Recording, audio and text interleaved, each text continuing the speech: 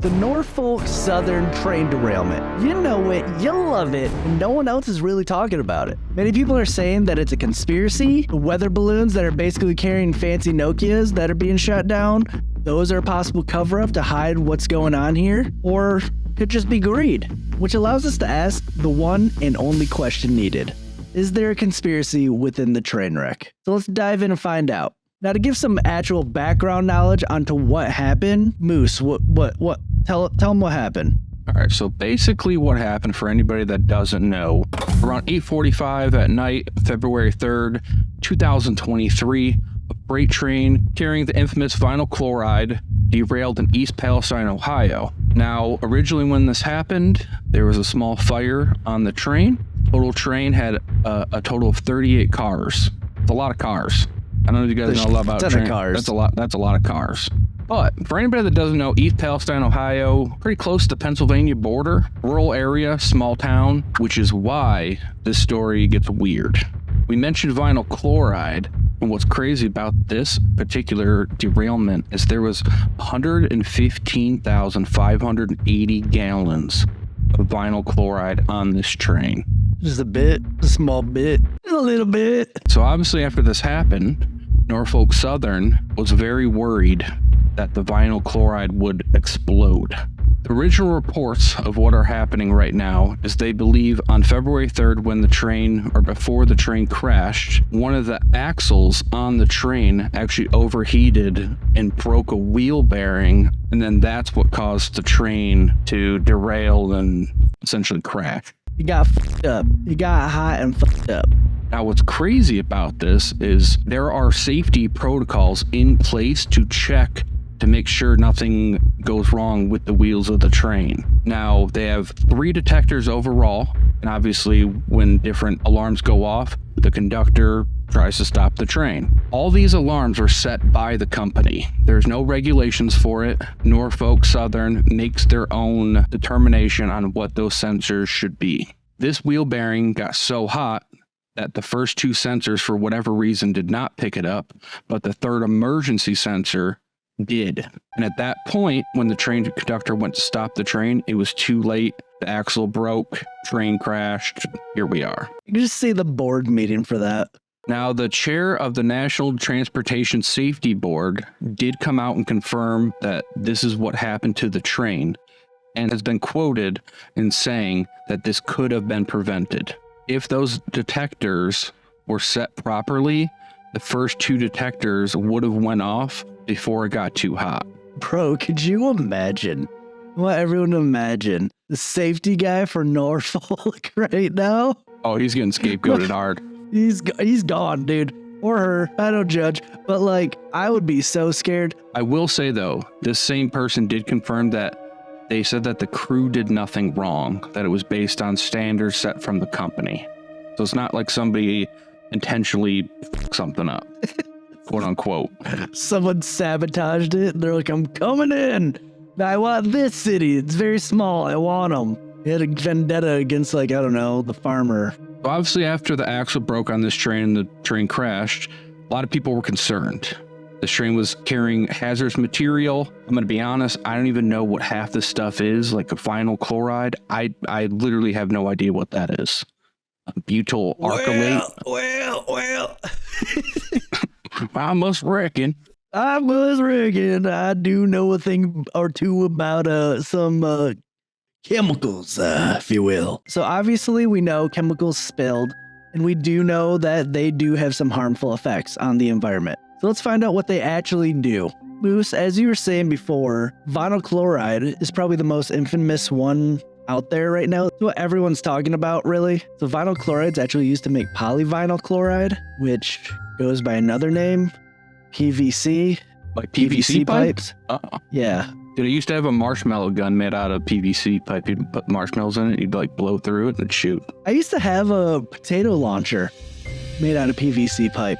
I'm not going to tell you how to do it, but let's just say we got some distance with that potato. We went at least a football field. God damn. Take an eye out. But I'm assuming that PVC is safe. It's very safe. It's almost in almost every home, really. Let's be honest. Like water pipes are made of that. But vinyl chloride, the substance before it gets turned into polyvinyl chloride, PVC, is extremely, extremely dangerous. Vinyl chloride's actually considered group 1 carcinogen.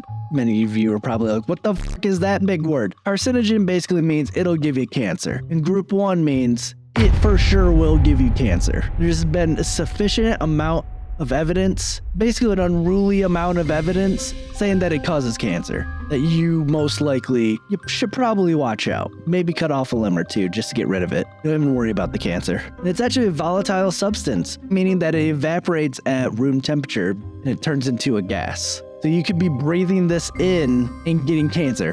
What do you even do? What do you do? Like, you just run the other way? You can't run. You'll be breathing heavier. You get different lungs is what happens. You have to get a whole new lung. Why didn't I think of that? Just cut them out. I don't want them. Bro, I wouldn't even want to be the workers like around that shit. Yeah, I could not do that either. They probably get paid hella money. What about the guys on the train just loading it up? They're just like hanging out? You will not see me on that train. You'll not see me around there at all. I'm not doing that. That's too much. I got more to do. Gotta be good, because like you said, it's like in every house for like heating and plumbing and water shit. That shit don't break. That's all I'm gonna say. PVC don't break. Stay strong, dude. You ever try breaking PVC? Good luck. Doesn't happen. If this leaked out, this would be a severe problem. Specifically vinyl chloride. However, there's more chemicals that were on that train, like polyvinyl chloride. The PVC pipes were on there as well as another chemical called propylene glycol, which if you don't know anything about that, it's basically a safe compound. It's in our food, it's in our makeup. We consume it pretty much every day. The only problem is that there was an insane amount of it. Now looking at the records, you can see the cars that were carrying vinyl chloride actually never breached. The fire never reached them and they were safe. All the vinyl chloride was stuck inside their containers. Now the same could not be said for the PVC as well as propylene glycol, and the cars breached, allowing those chemicals to come out onto the earth as well as getting burned into the air. Now I said the vinyl chloride was safe, it was never breached. However, there eventually was a controlled burn on there because they were scared of the car blowing up, which is obviously a bad thing. And what happens when you burn vinyl chloride as well as PVC creates a chemical reaction which releases hydrogen chloride into the air. Now, many of you probably are like, Rebel, there's a lot of chemistry talk. I don't know what you're talking about. What's hydrogen chloride? Well, have you heard of hydrochloric acid?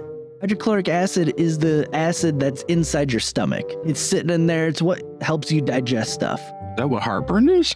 Heartburn is hydrochloric acid coming up from your stomach into your esophagus and whatnot. Sounds intense, bro. You know the burn is what I'm saying. Oh, I know the burn. Now, hydrochloric acid is the liquid form. If you want to go to the gas form, that's hydrogen chloride. It's the same exact structure, just in different forms.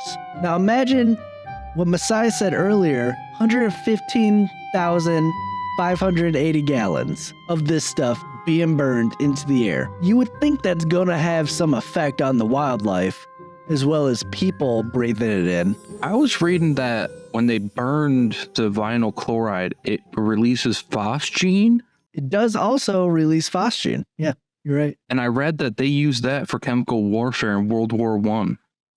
Yup.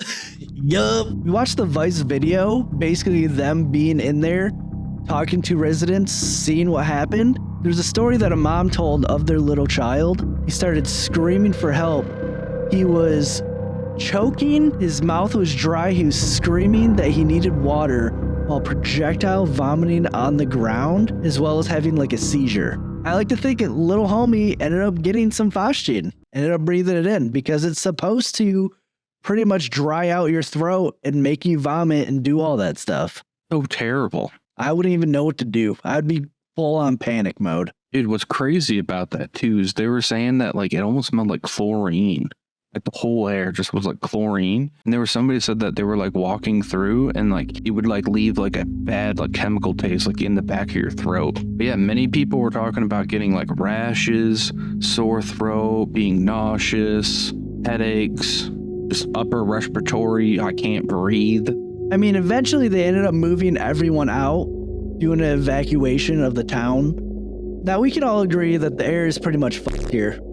No one can breathe it whatsoever. But what about the earth? What about the soil, the water, the huge issue that's, let's be real, it's going on right now. Now, like I said before, the vinyl chloride was pretty much all burned up. What about the other chemicals? Now, I did tell you about propylene glycol, which pretty much got dumped onto the earth, and a lot of people are seeing rivers and stuff with this weird, like a chemical like sheen, almost like oil that you see on the ground, like gas or oil, that same sheen that you got going on. Could be really any organic chemical, so it could be very serious, or it could be, something not that serious. Obviously, don't drink it. It might not give you cancer or anything like that, but it's still not clean water. Now, the chemicals in the water will eventually get cleaned out with a bunch of filtration systems, but that'll take time. It's gonna take time to filter all that stuff out from the ground and everything. And so, really, we gotta ask ourselves, who is to blame for all of this, or doing this much damage to one city? I blame Norfolk Southern. They dropped the ball so incredibly hard here. Now, originally when this happened, one thing I'll add is that they said at first it was only like a 1 mile radius that was like troublesome. And originally, on February 14th, the Ohio Department of Natural Resources said that approximately 3,500 aquatic wildlife was actually dead. 2 weeks later, on February 23rd, they provided an updated estimate. Probably you want to take a stab at what this number is? At least 2. At least 2. You are correct, buddy. They said that there is an estimated 43,700 animals that have died within an 8-kilometer radius. That's 5 miles, or just under 5 miles. So originally they said 3,500. Now they're saying 43,700. Real question is, how many animals actually live within 5 miles? Because I didn't think there was that many. Man, it's like fish, frogs, lots of things, bro. You thought the wildlife number was pretty crazy. This is even crazier. Now, when this first happened, Norfolk Southern did not show up originally. They did not show up to the town meetings. They have no representatives in the town. They just had contract workers and people from the Ohio board and from the EPA there. What's even crazier is Norfolk Southern hired contractors to do the inspections in the people's houses and told them that it was okay to go back in. So it was their own people that went in to monitor the situation after they already said that it's good.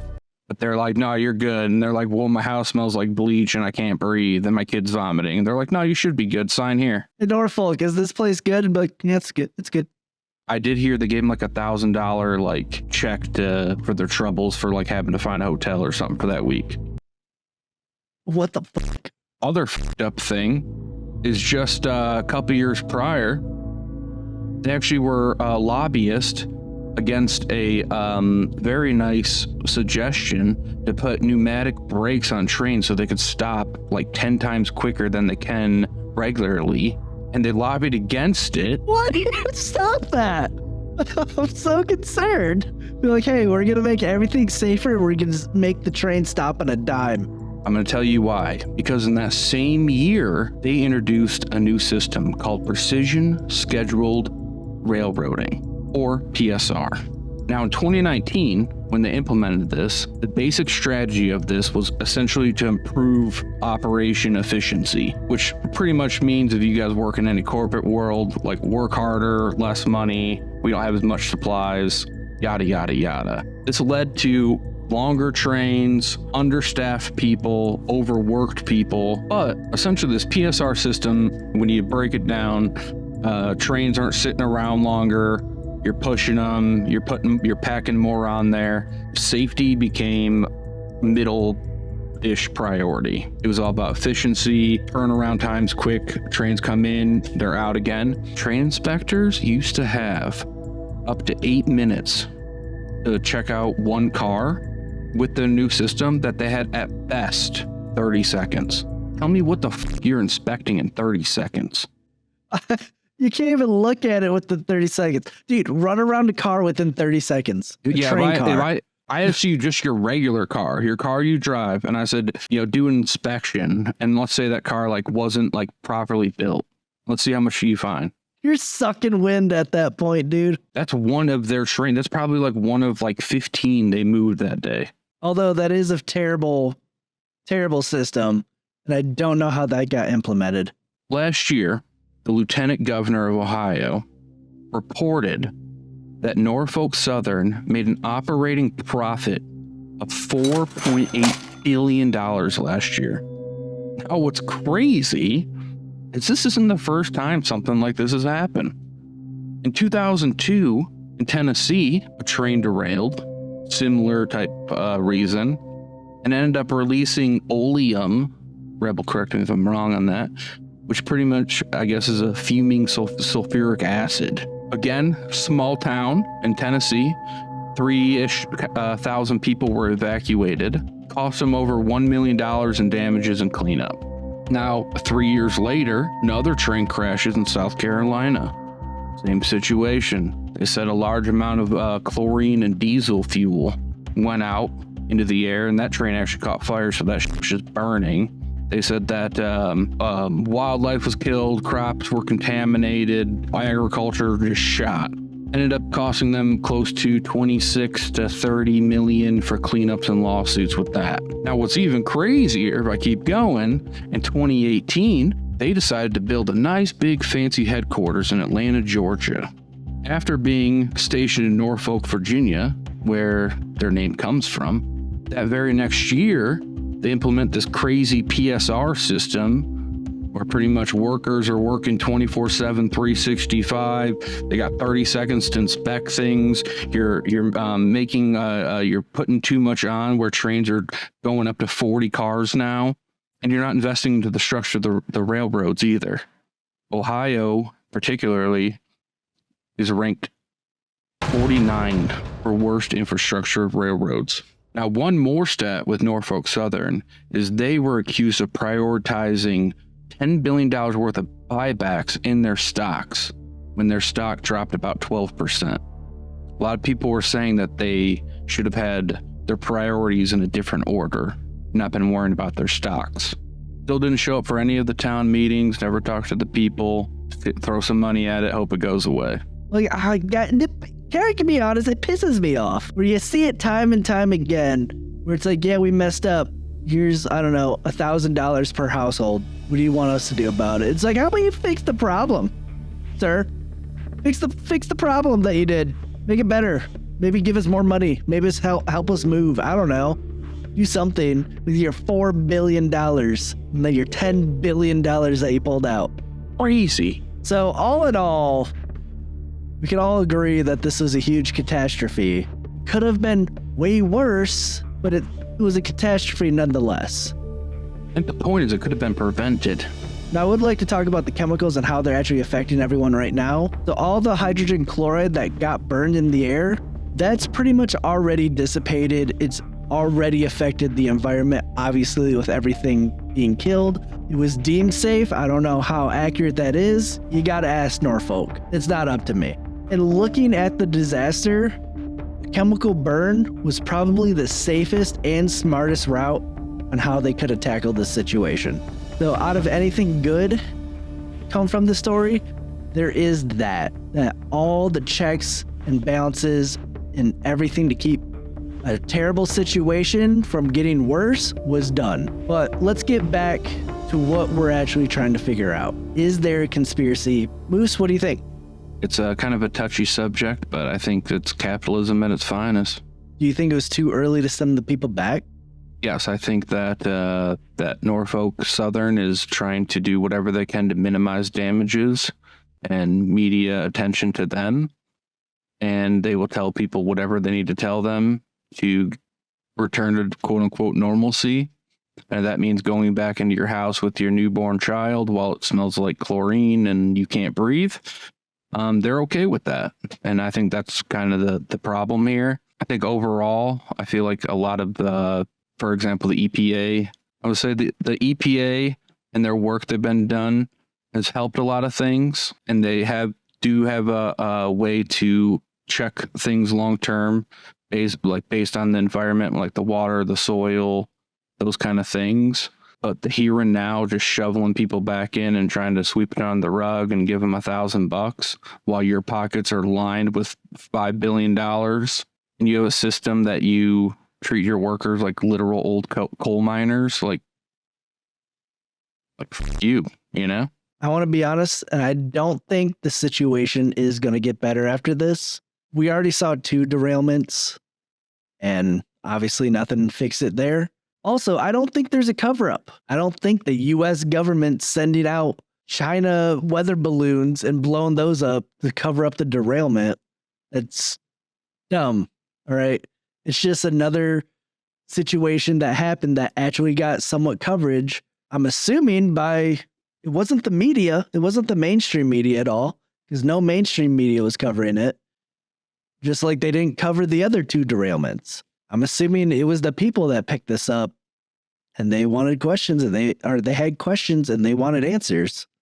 I think it's just greed. Corporations just greedy, and pretty much, again, I think corporation greed is the conspiracy here, and that corporations don't care about you, the person. They care about their pockets, and that's it. So there you have it. There's really no conspiracy. And it's just greedy billionaires being greedy billionaires and not caring about the public's health. But if you have any other stories about corporations literally screwing over the little people, let us know in the comments down below. If you're an audio listener, hop in our Discord. Come talk to us. We are Plastic Lounge, and Grits died.